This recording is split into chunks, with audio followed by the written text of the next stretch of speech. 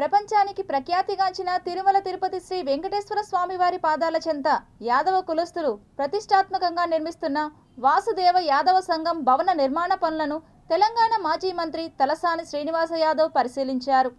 తిరుమల శ్రీ వెంకటేశ్వర స్వామివారి దర్శనానంతరం తిరుగు ప్రయాణంలో తిరుపతి సామావాయి మార్గంలోని శ్రీ వాసుదేవ యాదవ్ భవన నిర్మాణ పనులు జరుగుతున్న విషయం విదితమే.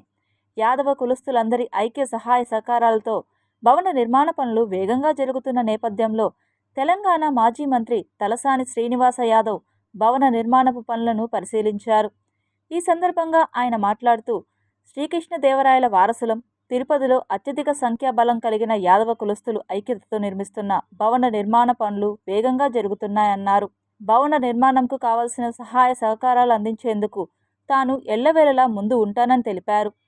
అంతకుముందు శ్రీనివాస్ యాదవ్కు కట్టా జయరాం యాదవ్, హేమంత్ యాదవ్, అన్నా రామచంద్రయ్య యాదవ్, అన్నా అనిత యాదవ్, తులసి యాదవ్, బీజీ కృష్ణ యాదవ్ తదితరులు శాలువతో సత్కరించి ఘన స్వాగతం పలికారు.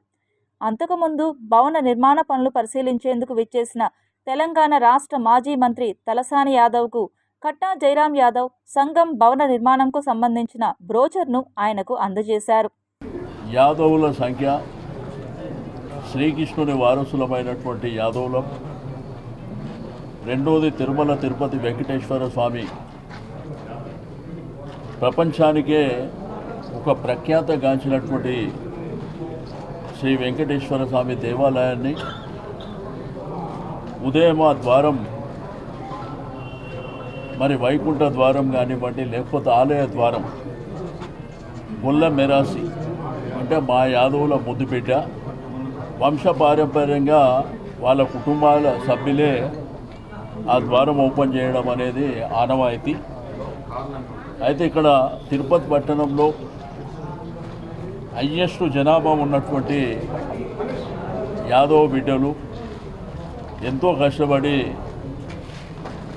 ఇక్కడ బ్రహ్మాండమైనటువంటి సంఘభవనం నిర్మించాలని చాలా సంవత్సరాల నుంచి వాళ్ళు చాలా ప్రాంతాలలో జాగాలు కొని, అది దూరం ఉంటే ఇబ్బంది అవుతుంది, పట్టణంలో ఉండాలి, రోడ్డు పక్కన ఉండాలని మరి ఈ యొక్క స్థలాన్ని కొనడమే కాకుండా దీన్ని బ్రహ్మాండంగా కన్స్ట్రక్షన్ చేసి ఇక్కడ యాదవులకు, యాదవ కుటుంబాలకు ఉపయోగపడే విధంగా నిర్మాణం చేపట్టడం, దాంట్లో ఫంక్షన్ హాల్ కానివ్వండి, రెండోది రూమ్స్ కానివ్వండి, అంటే ఒక 36 రూమ్ల వరకు కూడా వస్తాయని వాళ్ళు ప్లాన్ చేయడం జరిగింది.